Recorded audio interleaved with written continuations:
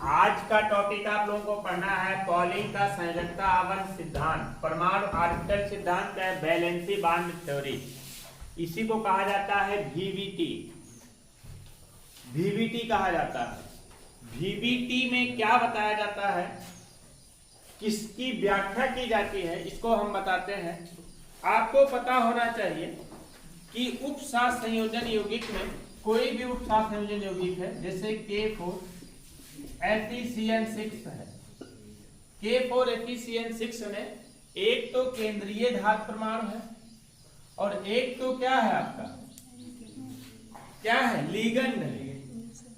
तो valency bond theory में क्या बताया गया है कि केंद्रीय धातु परमाणु और लिगेंडों के मध्य किस तरीके से आबंध बनता है, किस तरीके से आबंध बनता है। जैसे देखिए, आपको पता होना चाहिए कि आयरन का एटॉमिक नंबर कितना होता है, 26। कितना होता है, 26 होता है। आयरन का एटॉमिक नंबर 26 होता है। और चूंकि यहां पर जो निकलेगा ये बनेगा क्या आपका, Fe2 पॉजिटिव के रूप में, आयंस के रूप में होगा। केंद्रीय धातु परमाणु यहां पर किस रूप में होगा, आयंस के रूप में होगा कि नहीं होगा। कहेंगे कैसे, तो हम कहेंगे ऐसा करिए कि आयरन का ऑक्सीकरण संख्या निकाल लीजिए। जब आयरन की ऑक्सीकरण संख्या निकालेंगे तो कितना हो जाएगा, 6 इसका -6 इसका +4 इसका, -6 में से 4 गया -2, उधर ले जाएंगे तो कितना हो जाएगा, +2। मतलब आयरन की संयोजकता कितनी होगी आपकी, +2। मतलब कह सकते हैं कि आयरन यहां पर आयंस के रूप में उपस्थित होगा।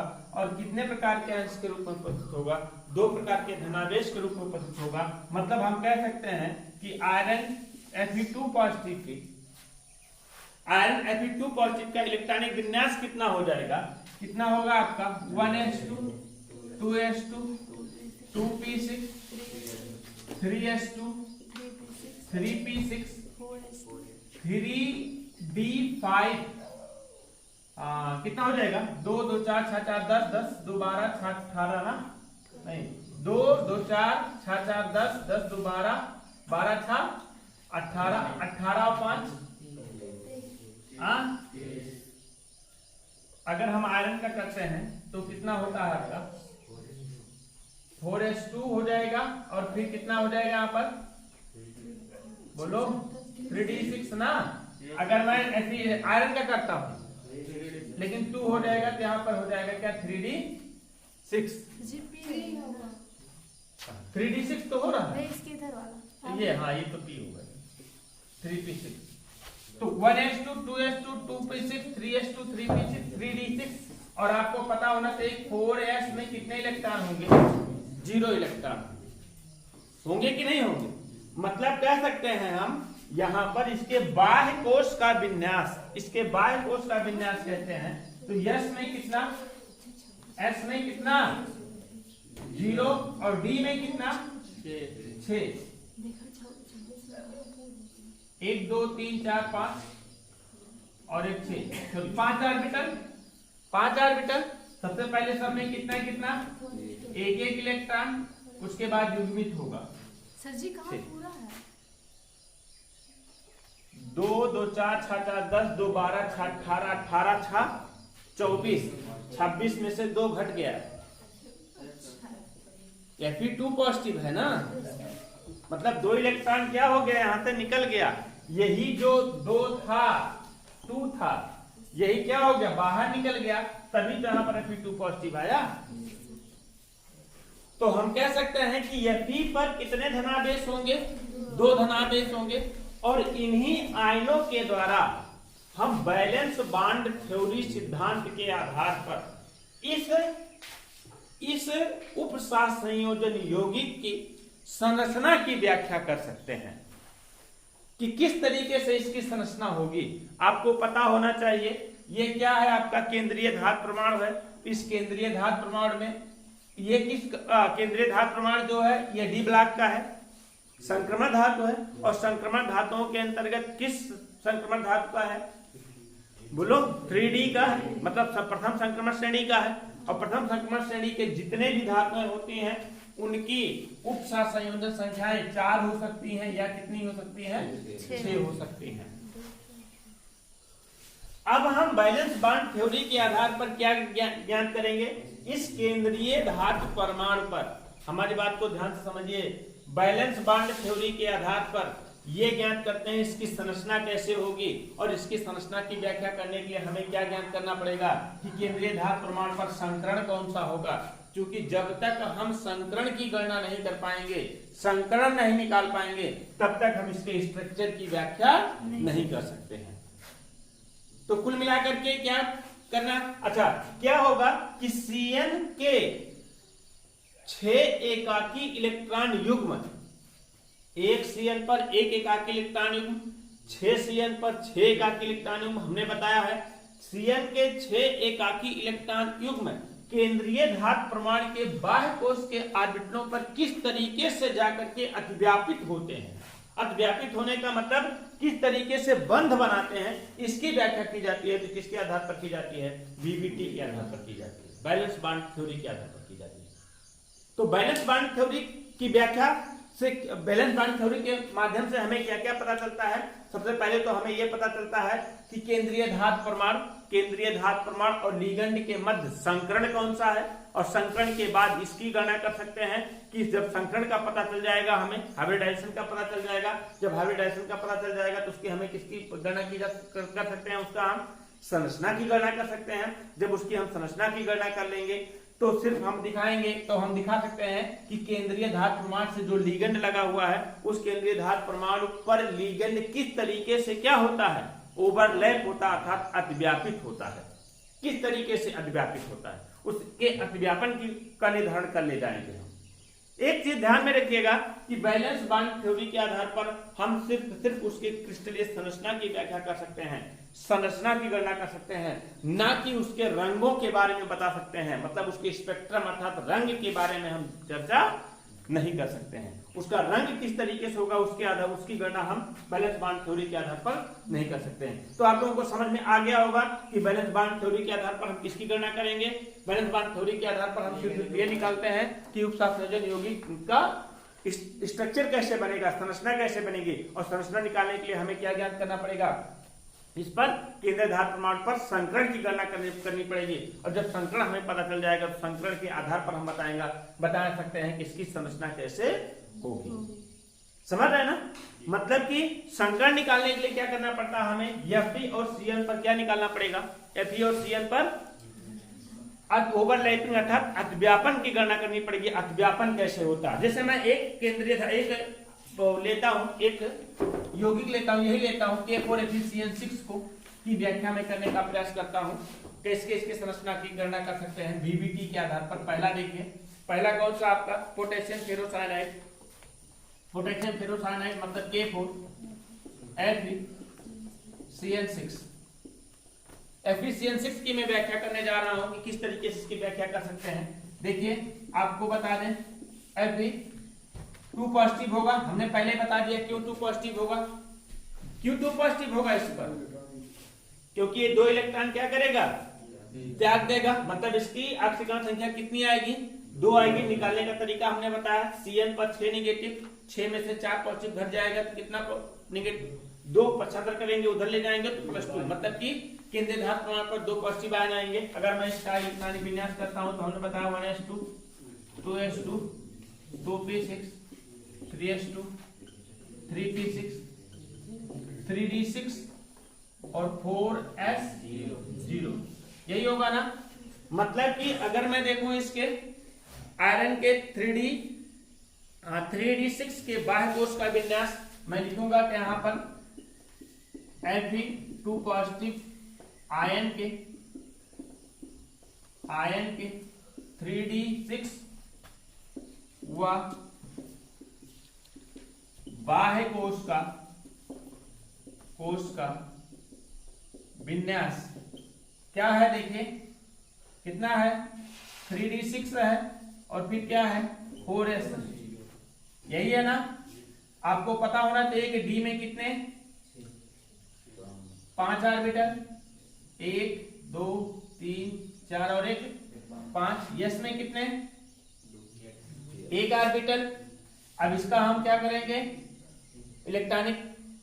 इलेक्ट्रॉनों को इसके ऑर्बिटलों में भरेंगे बाय हुंड रूल के अनुसार, हुंड नियम के अनुसार। तो क्या हो जाएगा आपका यहाँ पर, सबसे पहले सब में एक एक इलेक्ट्रॉन, उसके बाद युग्मन शुरू होगा इस तरीके से। इस तरीके से होगा कि नहीं? तो हम देख रहे हैं कि डी कोष में, 3 डी कोष में कितने अयुग्मित इलेक्ट्रॉन हैं?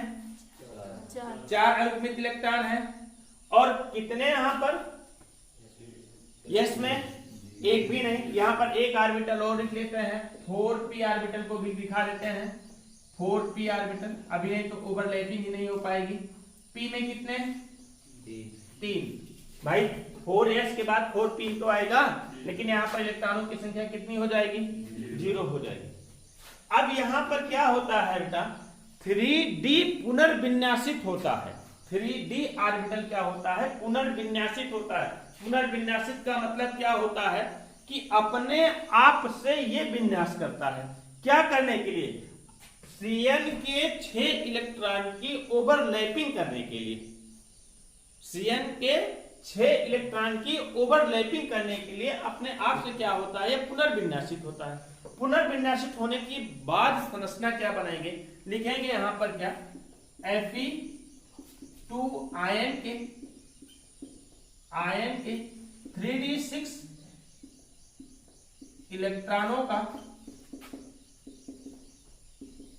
पुनर्विन्यास होने पर, पुनर्विन्यास जब होता है तो क्या होता है? हुंड के नियम का विपरीत हो जाता है।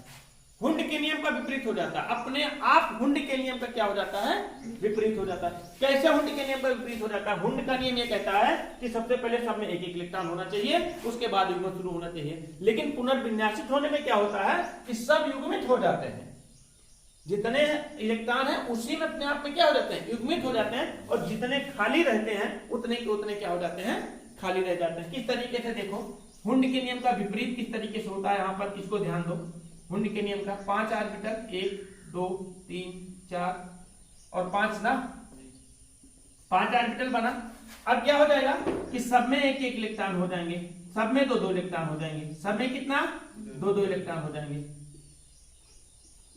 देखो, हुंड के नियम का विपरीत हो गया कि नहीं? हुंड का नियम कहता है सबसे पहले सब में एक एक होना चाहिए, लेकिन पुनर्विन्यासित होने में सब में 2 2 4 2 6 इलेक्ट्रॉन हो गए। और इसका कितना? 4s का, ये तो कितना था? 3d का था। और 4s का एक खाली रहता है और 4p का एक खाली रहता है, 3 खाली रहते हैं, है ना। अब यहां पर संकरण करेंगे।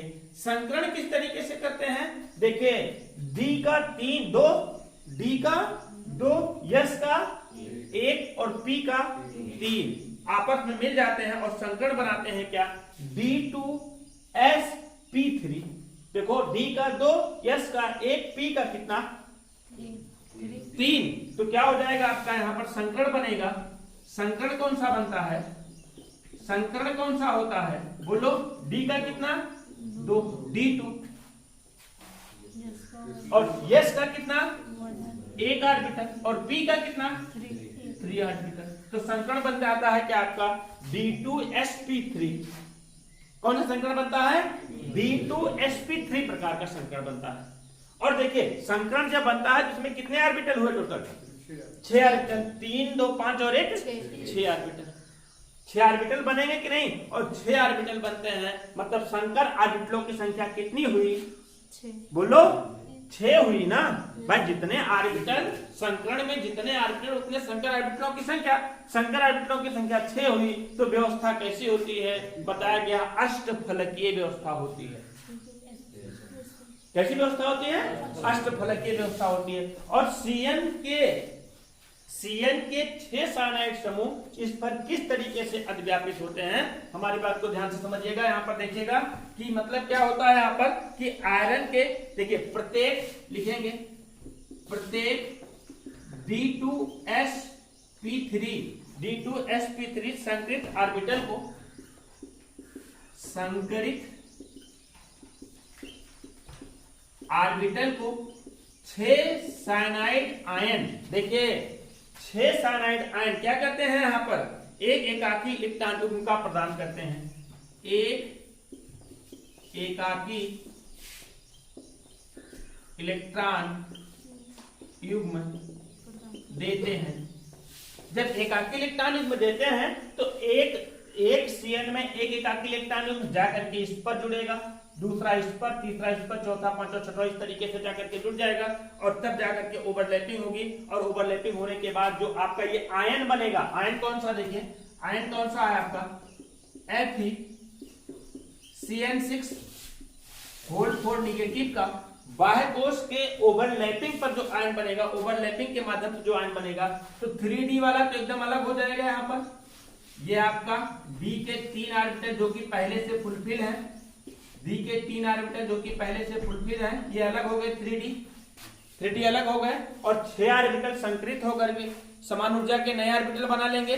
जब समान ऊर्जा के नए ऑर्बिटल बना लेंगे तो कितना बनेगा यहाँ पर 6 ऑर्बिटल, अर्थात 2 3 3 3 6 ऑर्बिटल, 6 ऑर्बिटल बना लिए, 1 2 3 4 5 और 1 6 ऑर्बिटल। और Cn का एक एकाकी इलेक्ट्रॉन युग्म, एक इलेक्ट्रॉन नहीं, एक एकाकी इलेक्ट्रॉन युग्म जाकर के इस पर लग जाएगा, है ना। सब एक एकाकी इलेक्ट्रॉन युग्म 6 के 6 एकाकी इलेक्ट्रॉन युग्म जाकर के लग जाएंगे। और फिर यहाँ पर क्या बन जाएगा आपका, देखो ये कौन सा संकरण बन गया आपका, बोलो D। इसके कितने, D के 2, है ना, इसको लिखो D के 2, S के 1 और P के 3, यही तो मिला है। और बना क्या आपका D2sp3 संकरण का निर्माण हो गया।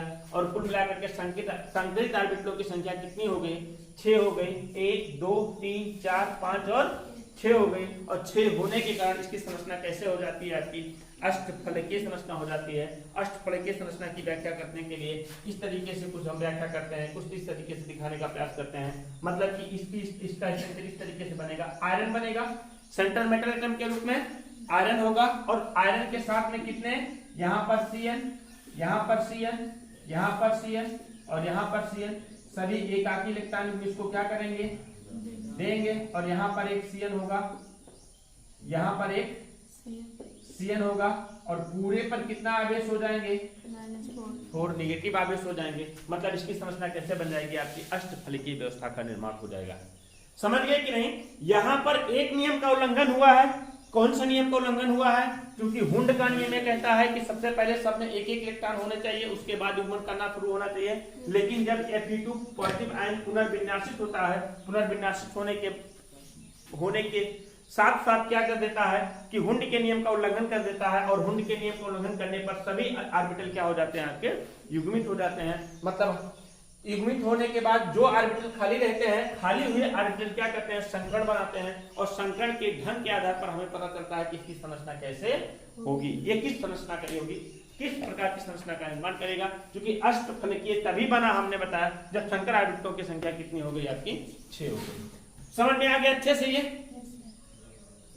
समझ में आ गया, VBT समझ में आ गया, बैलेंस बॉन्ड थ्योरी। तो देखिए बैलेंस बॉन्ड थ्योरी के आधार पर हमने किन किन चीजों के बारे में जाना। सबसे पहले तो ये जाना कि किस तरीके से ओवरलैपिंग होती है। ओवरलैपिंग होने के पहले हमने ये जाना कि संकरण कौन सा बनेगा और संकरण के आधार पर ही हमने बता दिया कि इसका संरचना किस तरीके से होगी। समझ आए ना। तो बैलेंस बॉन्ड क्वेश्चन कैसे पूछा जाएगा, जानते हैं। क्वेश्चन ये पूछा जाएगा कि इसे दे दिया जाए K4 की संरचना की व्याख्या VBT के आधार पर कीजिए। किसके आधार पर, VBT के आधार पर कीजिए। तो VBT के आधार पर करेंगे तो आपको पूरा यहां से यहां तक लेकर के यहां तक बनाना पड़ेगा और तब बताएंगे यहां पर क्या संकरण ये होगा। और संकरण ऑर्बिटलों की संख्या 6 होगी। 6 संकरण ऑर्बिटलों की संख्या होने के कारण इसकी संरचना कैसे हो जाएगी, अष्टफलकीय होगी। यहाँ पर लिख सकते हैं कि संकर ऑर्बिटलों की संख्या 6 है और संकर ऑर्बिटलों की संख्या 6 होने के कारण इसकी संरचना कैसे हो जाती है, अष्टफलकीय संरचना हो जाती है। समझ गए ना। तो चलिए लिखिए, इसके बारे में थोड़ा सा लिख लीजिए।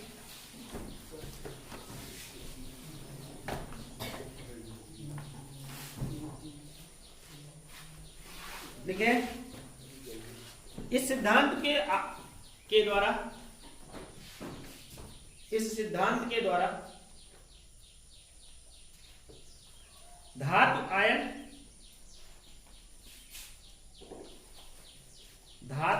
के संयोजी कोष के संयोजी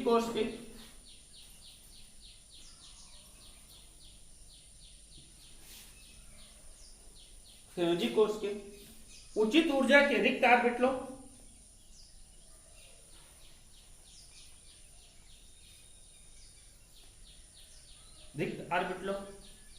और लीगंड के मध्य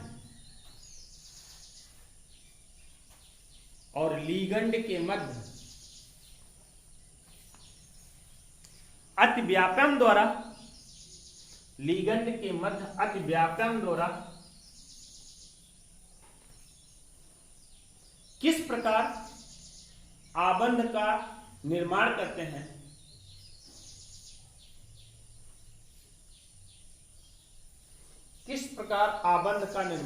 हैं की व्याख्या की जाती है।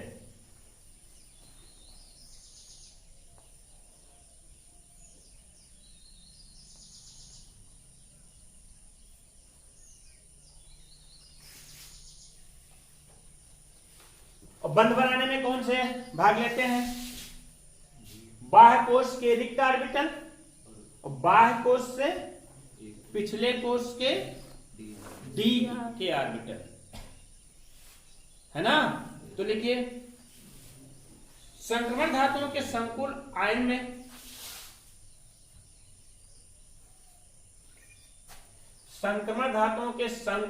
में आयन के बाह्य कोश के उचित ऊर्जा के रिक्त ऑर्बिटल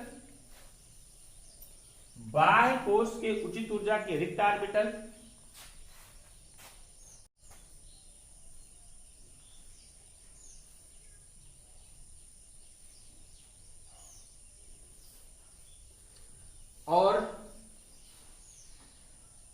बाह्य कोश से पिछले कोश के डी ऑर्बिटल,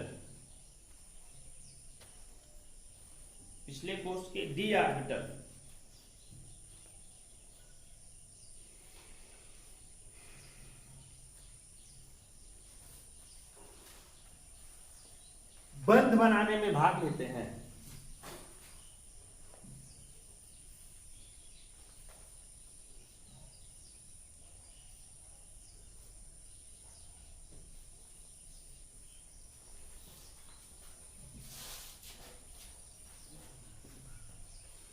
अब देखिए हमारी बात को ध्यान से समझिए।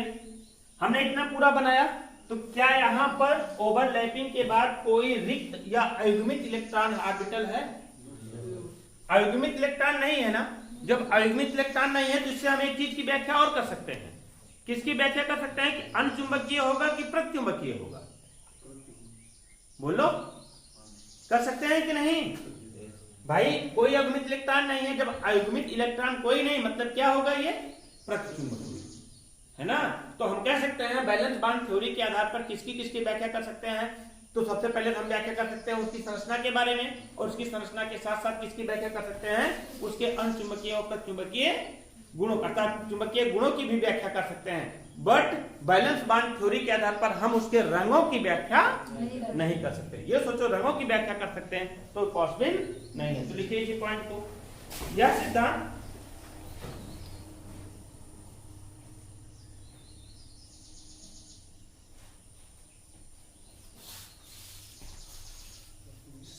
ऑर्बिटलों के संकरण के आधार पर दिया गया है। यह सिद्धांत ऑर्बिटलों के संकरण के आधार पर दिया गया है।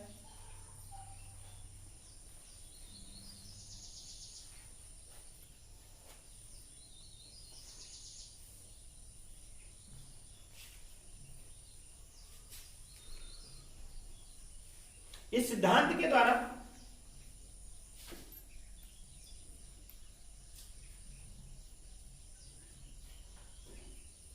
यौगिकों के त्रिविम व्यवस्था, ब्रैकेट में लिख लोगे संरचना, यौगिकों के त्रिविम व्यवस्था, ब्रैकेट में क्या लिखोगे? संरचना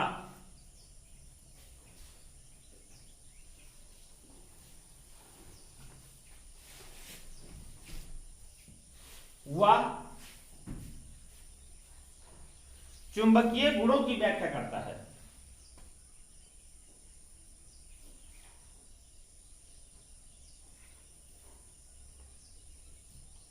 परंतु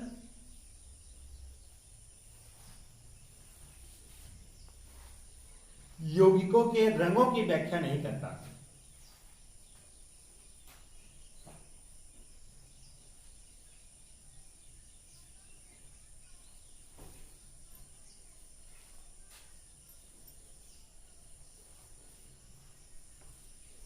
कुछ यौगिकों की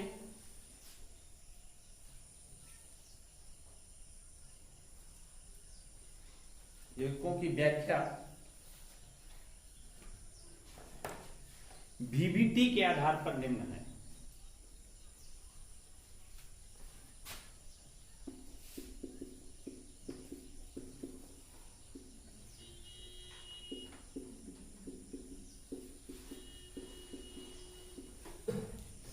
जैसे फर्स्ट नंबर लिखे पोटेशियम फेरोसाइनाइड, हेडिंग बना के डलेगा इसको, potassium ferrocyanide K4Fe6 potassium ferrocyanide.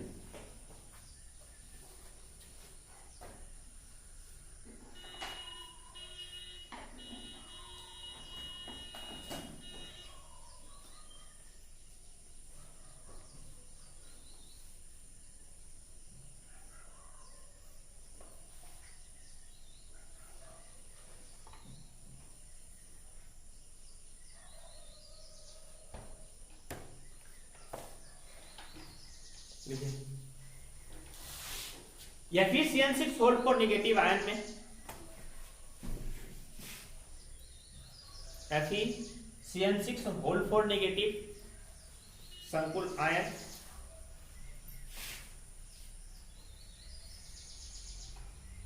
Fe2 positive ion Fe6 hold for negative ion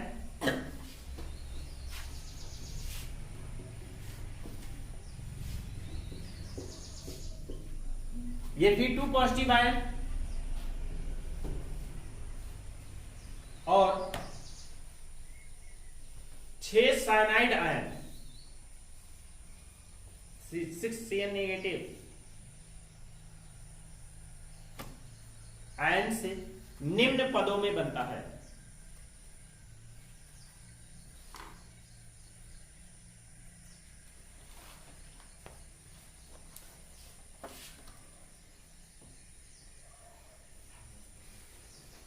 तो पहले हमने क्या दिखाया है यहां पर, Fe2 पॉजिटिव आयन का इलेक्ट्रॉनिक विन्यास और उसके बाह्य कोश का इलेक्ट्रॉनिक विन्यास निम्न है। मतलब इन दोनों स्टेप में हमने क्या दिखाया है, Fe2 पॉजिटिव आयन का इलेक्ट्रॉनिक विन्यास और फिर Fe2 पॉजिटिव आयन के 3d6 व बाह्य कोश का विन्यास दिखाया है ना। तो लिखिए Fe2 पॉजिटिव आयन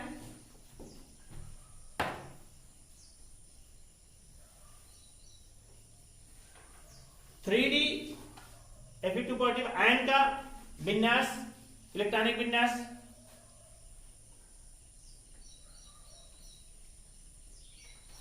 व 3D व बाह्य कोश का विन्यास निम्न है। 3D व बाह्य कोश का विन्यास निम्न है।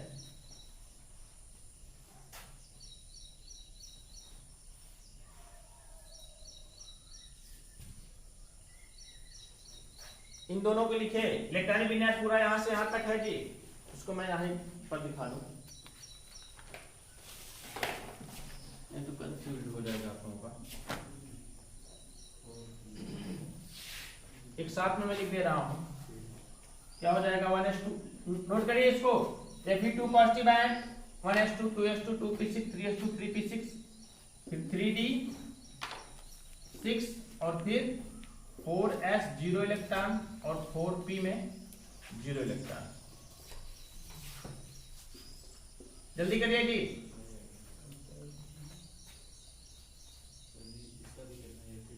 यहां तक, हाँ पूरा यहां तक कर लीजिए।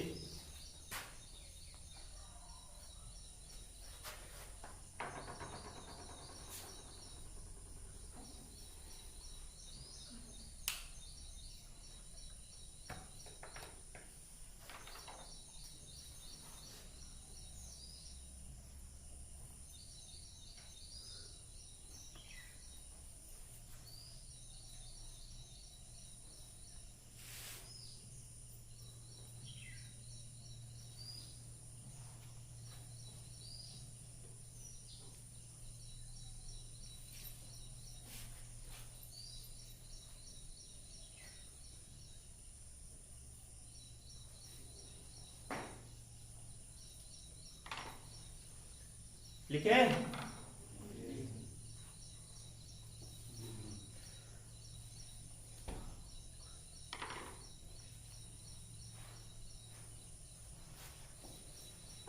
ये समझ में आ गया है ना यहां तक? नहीं नहीं, फिर पूरा लिखे। Fe2 पॉजिटिव आयन के,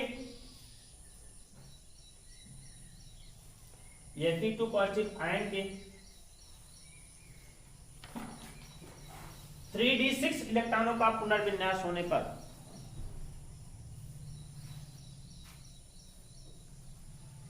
3d6 इलेक्ट्रॉनों का पुनर्विन्यास होने पर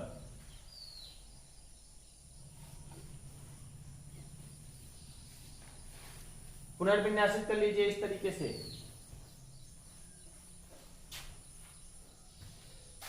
ये 3d का है, ये 4s का है और 4p का है।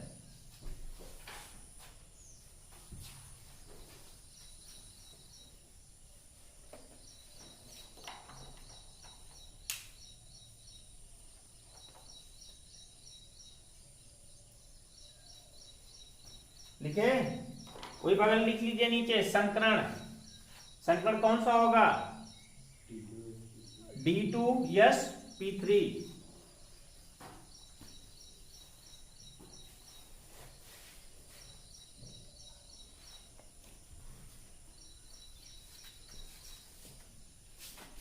संकरण लिखे? लिखे संकरण? अब मैं लाइन लिखे इसी में। प्रत्येक D2sp3, प्रत्येक D2sp3 संकृत ऑर्बिटल को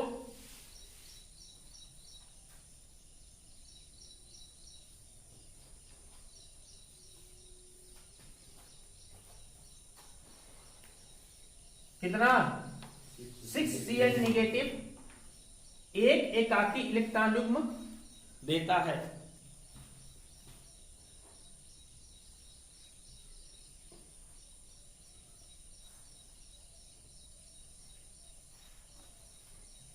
बताइए, जब एकाकी इलेक्ट्रॉन युग्म देता है, एक Cl एक एकाकी इलेक्ट्रॉन युग्म इसको देगा, एक Cl एक एकाकी इलेक्ट्रॉन युग्म इसको देगा। अच्छा, ये किसमें जा रहा है? ये एकाकी इलेक्ट्रॉन युग्म किसमें जा रहा है? बोलिए किसमें जा रहा है? E2 पॉजिटिव में जा रहा है ना। अब जब जा रहा है, ये ले रहा है, तो मतलब दोनों के मध्य क्या बन रहे हैं? बंध बन रहे हैं।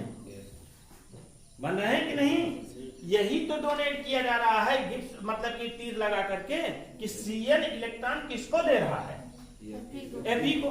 अभी Fe ने क्या किया? अपने पास Cl के द्वारा दिए गए इलेक्ट्रॉनों को ग्रहण करने के लिए स्पेस बना रहा था कि भाई अगर इस तरीके की व्यवस्था होती तो इलेक्ट्रॉन कहां एक्सेप्ट करता है? एक्सेप्ट कर पाता?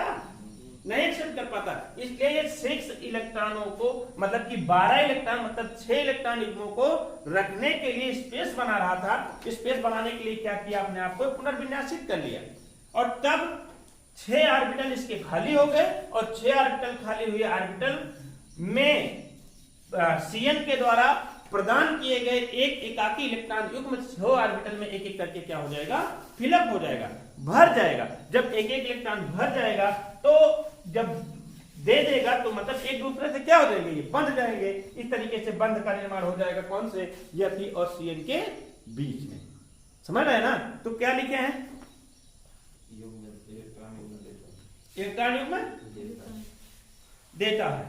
Fe2 पॉजिटिव आयन से 6Cl नेगेटिव आयन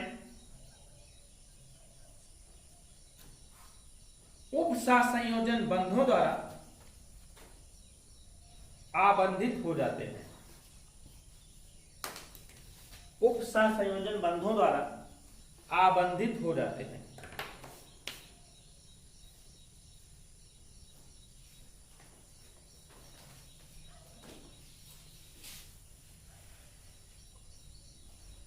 अब इसको नोट कर लीजिए,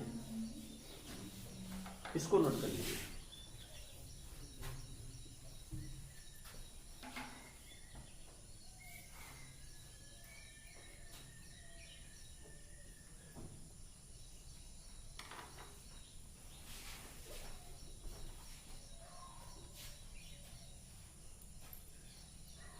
यहीं पर लिख लीजिएगा D3 sp3 D2 sp3 D2 sp3 संख्या।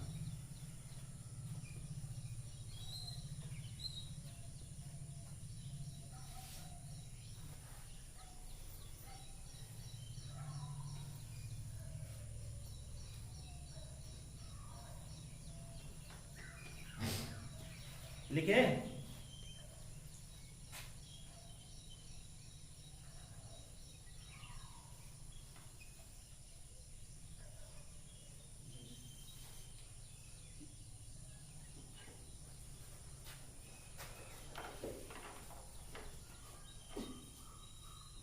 लिखे?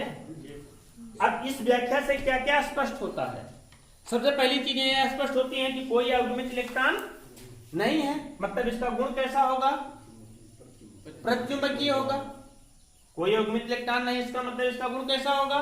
प्रत्युम्बकीय होगा। दूसरी व्याख्या क्या होती है कि शंकर ऑर्बिटलों की संख्या कितनी है? 6 है। और शंकर ऑर्बिटलों की संख्या 6 होने के कारण इसकी संरचना कैसे होगी? अष्टफलकीय। कैसी होगी? अष्टफलकीय होगी। तो लिखिए, उपरोक्त व्याख्या से स्पष्ट होता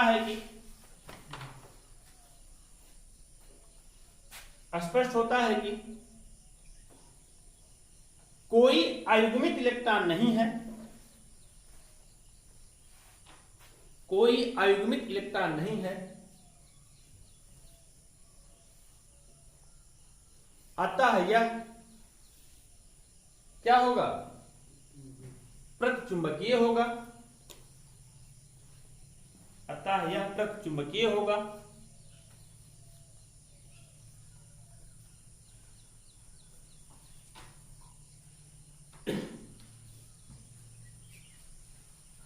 और संकरित ऑर्बिटलों की संख्या कितनी है? 6 है। संकरित ऑर्बिटलों की संख्या 6 है।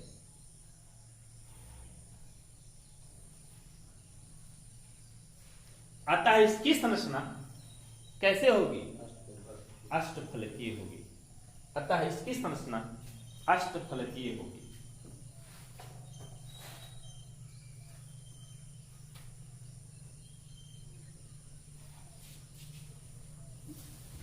समझ गए ना?